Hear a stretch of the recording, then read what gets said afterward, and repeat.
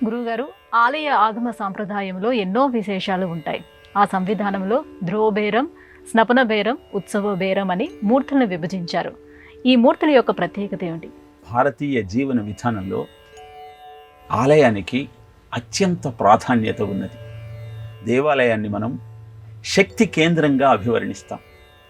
మంత్రానుష్ఠానం లేక, దేవతార్చన తెలియక, దైవీ శక్తిని ఎలా అందుకోవాలో అర్థం కాక అలమటిస్తున్న సామాన్య ప్రజానీకానికి దేవాలయమే శ్రీరామ రక్ష.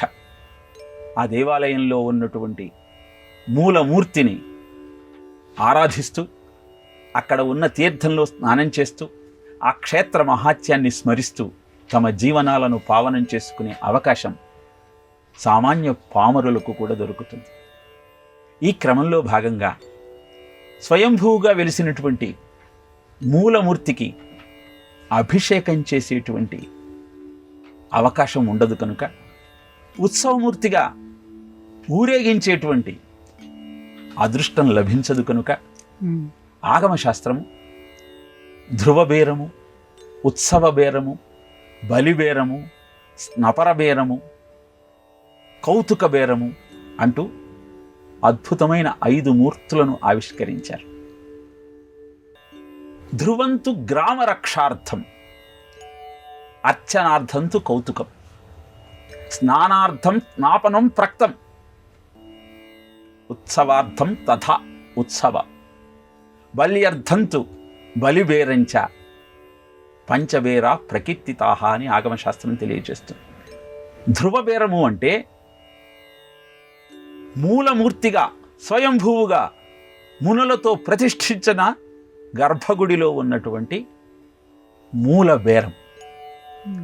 ఆనంద నిలయంలో కొలువై ఉన్న ఆ స్వామి నకృతం దైవ సంఘానాం, నకృతం విశ్వకర్మణ, స్వేచ్ఛయా క్రీడతే తత్ర ఇష్టారూపం విరాజిత.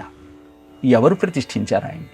తనంతట తాను కలియుగంలో ఉన్నటువంటి జనాలందరికీ కూడా మోక్షాన్ని అందించాలి. అలసులు మందబుద్ధియుతులు, అల్పత రాయువులు, ఉగ్రరోగ సంకలితులు, మందభాగ్యులు, సుకర్మమేదియు చేయజాలరి కలియుగమందు మానవులు, కావున ఎయ్యది సర్వసౌఖ్యమై అలవడు అని ఆలోచన చేసి తన అవతారాన్ని ప్రకటించి అందరినీ కటాక్షిస్తున్నటువంటి ఆ ధ్రువ బేరము, ఆ మూల బేరము 8 అడుగుల ఎత్తుతో ఆ దివ్య మంగళ విగ్రహం పొద్దుటి నుంచి విశ్రామం లేకుండా నిలబడి మరీ తనను అర్చించిన ప్రతివాడిని కటాక్షిస్తున్న వైనం చూస్తే, భారతి బంగారు ముంగిట భగవంతుడే పారాడెను, ఋషి సంతతి గొంతు విప్పి రుక్కులు చక్కగా పాడెను అన్న విషయం మనకు అర్థమవుతుంది.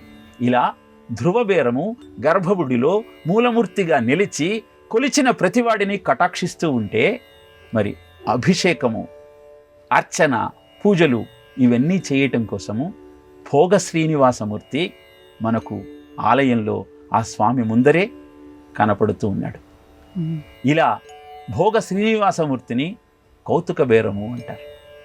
అలా ఉగ్ర శ్రీనివాసమూర్తి స్నపర బేరంగా తెలియబడుతూ ఉంది. మొదట ఉగ్ర శ్రీనివాసమూర్తినే ఊరేగింపు ఉత్సవానికి తీసుకొచ్చేవాళ్ళు. కానీ 13వ శతాబ్దంలో జరిగిన అగ్ని ప్రమాదం కారణంగా ఆకాశవాణి పలుకులను అనుసరించి పుట్టలో ఉన్నటువంటి స్వామి భూదేవి, శ్రీదేవిలతో కొలువై ఉన్న వైనాన్ని గమనించి ఆయనను మలయప్ప స్వామిని ఉత్సవమూర్తిగా ఇప్పుడు మనం దర్శిస్తూ ఉన్నాం.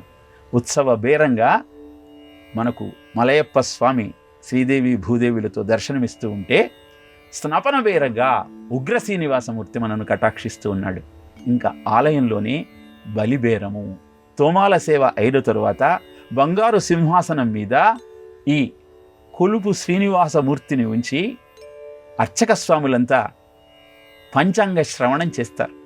ఆయనకు అద్భుతమైన పంచాంగాన్ని వినిపించిన తరువాత ఆదాయ వ్యయ వివరాలన్నింటినీ స్వామి ముందు ప్రదర్శిస్తారు. అనంతరం ఆ రోజు జరిగే ఉత్సవాల గురించి వివరిస్తారు. ఇలా ధ్రువబేరము, స్నపర బేరము, కౌతుక బేరము, బలిబేరము, ఉత్సవ బేరము అంటూ 5 మూర్తులుగా అద్భుతమైన ఆ దైవీ శక్తిని ఆవిష్కరించి, తద్వారా ప్రజానీకానికి అందరికీ ఆ దైవశక్తిని అందించేటువంటి ప్రక్రియే ఈ ఆగమ శాస్త్రంలో మనకు తెలియజేసిన ఈ బేరముల యొక్క వివరము. బేరము అంటే విగ్రహము, అవతారము అని అర్థం.